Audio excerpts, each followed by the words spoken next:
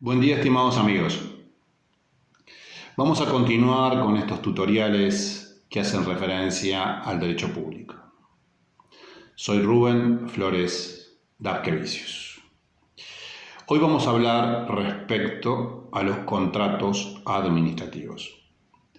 Evidentemente, este es un tema muy extenso y yo voy a hacer varios videos respecto del mismo. A su vez, como siempre digo, no intentan bajo ningún concepto sustituir o competir con las clases que ustedes reciben en la facultad o en los cursos a los cuales concurren. Existe un género que es el contrato. Se caracteriza por ser un acuerdo de voluntades. El contrato es un acuerdo de voluntades. Ese es el género. Pero este género se particulariza en diferentes especies. Así entonces existen los contratos administrativos, los contratos de derecho civil, los contratos comerciales, los contratos laborales, etc. Por ello, es muy importante determinar cuándo nos encontramos con un contrato administrativo. Los criterios para determinar cuándo nos encontramos con un contrato administrativo son diversos, son varios. El criterio más importante y determinante es el criterio subjetivo. Esto significa que nos encontramos con contratos administrativos cuando el cocontratante o uno de los cocontratantes es la administración estatal y en algunos supuestos se podría decir que siempre es así. Siempre es así. Ello no impide, y por eso decía ciertos supuestos, ello no impide tener presente que existen contratos administrativos a los cuales se les aplica esencialmente el derecho público, los contratos administrativos típicamente públicos, como el contrato de suministros, el contrato de obra, el contrato de concesión de obra, el contrato de concesión de servicio público. Por ejemplo, el transporte, ese es un contrato típico de concesión de servicio público. El contrato de suministros, como les decía, muy similar a la compraventa.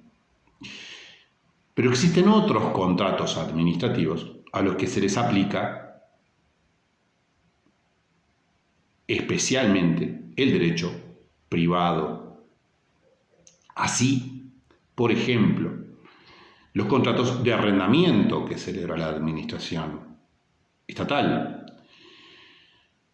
Cuando la administración arrienda un bien para que un funcionario pueda habitarla, o arrienda un bien para que funcione una escuela, allí el contrato de arrendamiento se regula esencialmente por el derecho privado, por el derecho civil. Ello no significa que en la etapa previa y en el desarrollo interno del contrato, en la administración estatal, dentro de la administración estatal, se apliquen las normas de derecho público.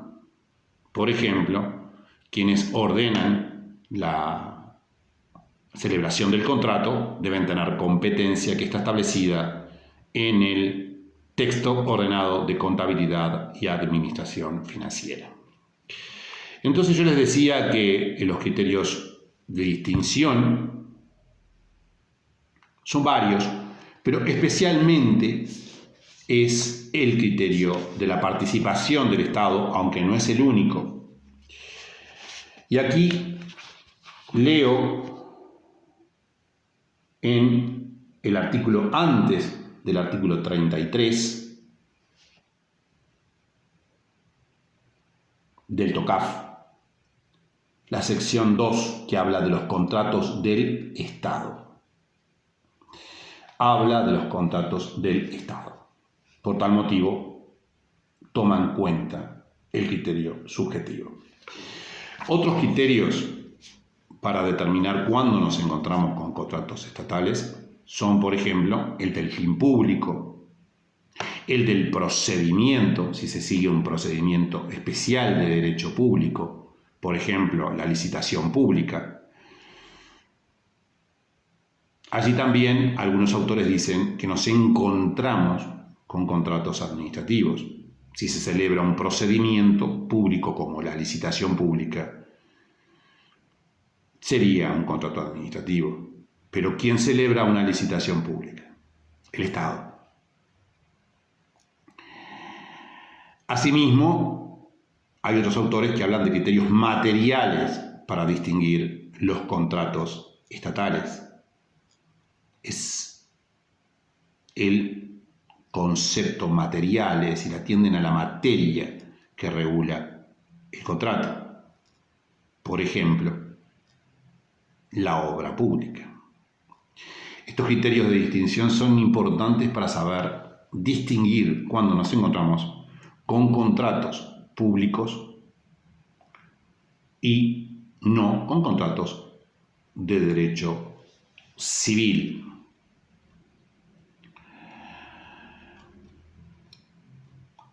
Hubo autores en la antigüedad que negaron la existencia de los contratos administrativos en virtud de que una de las partes dicen que una de las partes es la más fuerte y se basan en una vieja expresión de Mayer, el gran autor alemán, que dice que el Estado solo manda unilateralmente. Este argumento ha caído en tanto existen los contratos de adhesión en el derecho civil. Los contratos administrativos son una realidad. Por otra parte, los contratos administrativos son actos jurídicos bilaterales o plurilaterales, donde participa el Estado y un cocontratante, pero son actos administrativos. Ello surge inclusive del artículo 120 del decreto 500. El decreto 500 no distingue los reglamentos o las resoluciones, que son actos jurídicos unilaterales, actos administrativos unilaterales, de los actos administrativos bilaterales o plurilaterales, donde existe un acuerdo de voluntad. En próxima entrega vamos a hablar de los elementos de los contratos administrativos. Hoy vimos la definición del contrato administrativo como un acuerdo de voluntad, donde participa esencialmente el Estado. Y en la próxima charla vamos a ver los elementos, los principios establecidos, aunque desde ya los vamos a leer por lo menos para que ustedes los tengan presentes. Los principios de los contratos administrativos están enunciados en el artículo 149 del TOCAF. Son flexibilidad, publicidad, igualdad de los oferentes, concurrencia, competencia,